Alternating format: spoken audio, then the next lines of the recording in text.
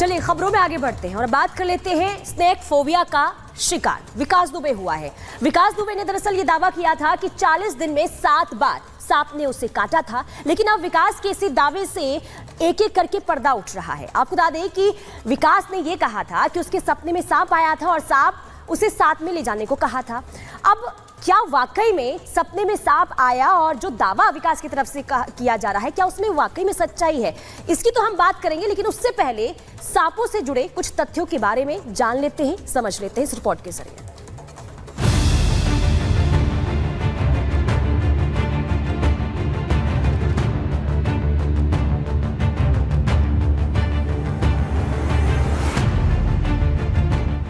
फतेहपुर के विकास द्विवेदी को 40 दिन के अंदर 7 बार सांप काटने वाले दावे का सच अब सामने आ चुका है। विकास को सांप ने 7 बार नहीं काटा, ना ही किसी सांप ने उससे बदला लिया, और हाँ, विकास के सपने में सांप ने आकर उसके साथ ले जाने वाली बात भी नहीं कही। तो आखिर विकास को हुआ क्या था? दरअसल विकास को सांप के एक बार काटने के बाद स्नेक फोबिया हो गया। उसे बार बार लगता था कि वो सांप दोबारा आ गया और उसे डस लिया। इसी कारण उसने सभी को बताया कि उसे 40 दिनों में एक फन वाले सांप ने ही 7 बार डस लिया।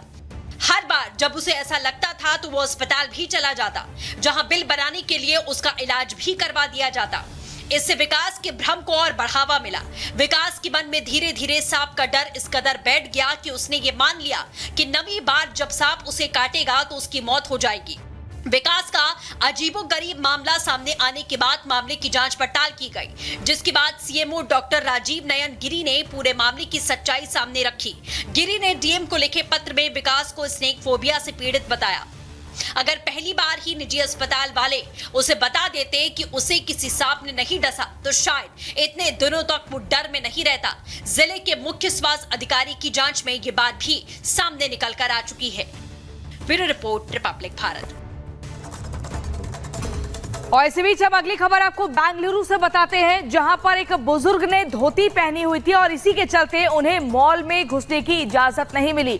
ये सब कुछ एक मोबाइल में कैद हो रहा था और जैसे ही वो वीडियो है सोशल मीडिया में आती है, उसके बाद लोग अपनी नाराजगी व्यक्त करते हैं, तमाम तरह के सवाल खड़े करते हैं। पूरी खबर इस रिपोर्ट में देखिए।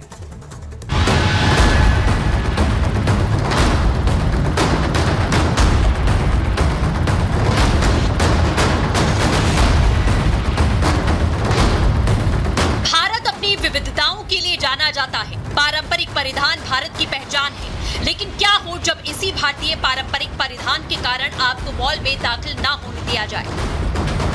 जी हाँ, सही सुना आपने। बैंगलोर में महज धोती पहनने की वजह से एक बुजुर्ग को मॉल में घुसने नहीं दिया गया। वीडियो सोशल मीडिया पर वायरल हुआ तो लोगों ने सवाल खड़े करने शुरू किए।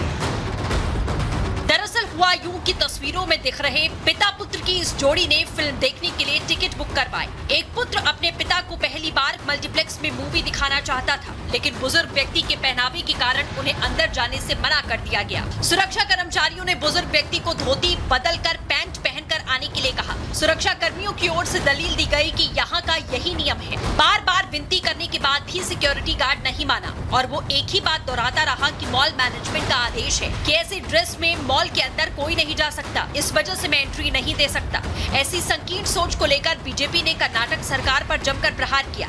भारतीय जनता पार्टी प्रवक्ता शहजाद पूनावाला ने ट्विटर पर घटना का वीडियो शेयर करते हुए कर्नाटक सरकार को घेरते हुए कहा कि कर्नाटक कांग्रेस किसान विरोधी है।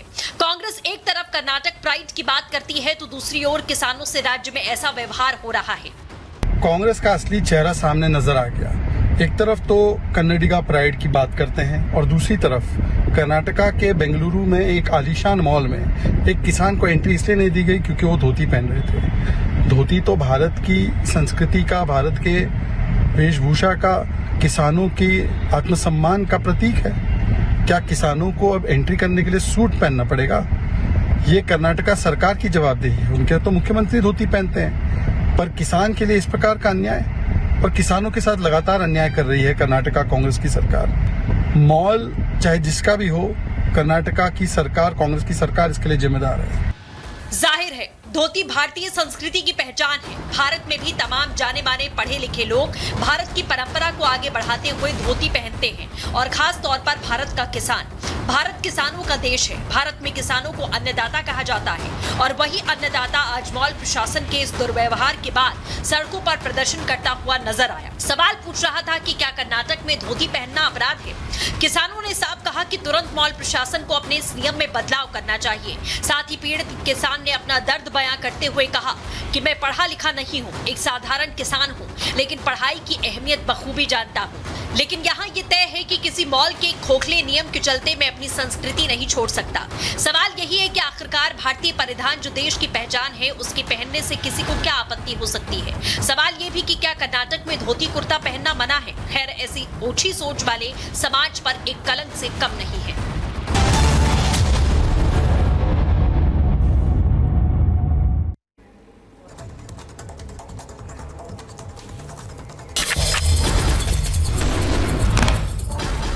जम्मू कश्मीर के डोडा में सुरक्षा बलों और आतंकियों के बीच मुठभेड़ हो गई, जहां काश्तीगढ़ के ऊपरी इलाके में हुई गोलीबारी। अलर्ट मोड पर सेना। आतंकियों के इसी ग्रुप ने 15 जुलाई को भारतीय सेना पर हमला किया था। कई दिनों से इन आतंकियों की तलाश में जुटी है भारतीय सेना। महाराष्ट्र के गढ़चिरौली में पुलिस और नक्सलियों के बीच मुठभेड़ हो गई। एनकाउंटर में 12 नक्सली थे। एनकाउंटर में पुलिस ने बड़े पैमाने पर हथियार बरामद किए। एनकाउंटर में पुलिस के 2 जवान भी घायल हुए। यमन के हद्रामौत में भारी भूस्खलन, जहां चट्टान खिसकने की घटना सामने आई है। पीड़ितों की संख्या अभी सामने नहीं आई है। कर्नाटक के अंकोला में लैंडस्लाइड से गई 4 लोगों की जान, करीब 3 लोग लापता हुए। कोमोरोस में जहाज पलटने के बाद बचाए गए 8 भारतीय नौसैनिक और 1 श्रीलंका का जवान। पहली तस्वीर सामने आई है। रेस्क्यू के लिए पहुंचा था भारतीय युद्धपोत INS। हरदोई में रील के लिए युवक ने जोखिम में डाली जान, बड़े जलस्तर के बीच बनाया वीडियो। ट्रैवल इन्फ्लुएंसर रणवीर कामदार की दर्दनाक मौत, रील बनाते हुए 300 फीट गहरी खाई में गिरने से जान चली गई। उत्तर प्रदेश के कन्नौज में मुहर्रम जुलूस के दौरान घर की बालकनी गिरी। हादसे में एक युवक की मौत, 25 लोग घायल हुए। यूपी के महोबा में बाइक सवार दबंगों ने पेट्रोल पंप पर मारपीट की। पेट्रोल देने से मना करने पर पंप कर्मी को पीटा। उत्तर प्रदेश के आजमगढ़ में पड़ोसियों ने किया ईंट पत्थरों से हमला। पथराव की घटना CCTV कैमरे में कैद हुई। हरिद्वार में अपने ही बच्चे को पीटने का वीडियो वायरल, पति को डराने के लिए बच्चे को पीटा। उत्तर प्रदेश के सीतापुर में बच्चे को बाइक पर बैठाकर स्टंट करने का वीडियो वायरल हुआ। पुलिस ने आरोपी युवक को गिरफ्तार किया।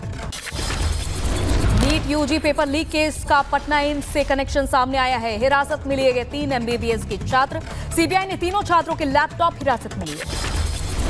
नीट मामले में NTA ने दाखिल किया सुप्रीम कोर्ट में लिखित जवाब। बिहार की घटना को बताया आपराधिक मामले की जांच जारी।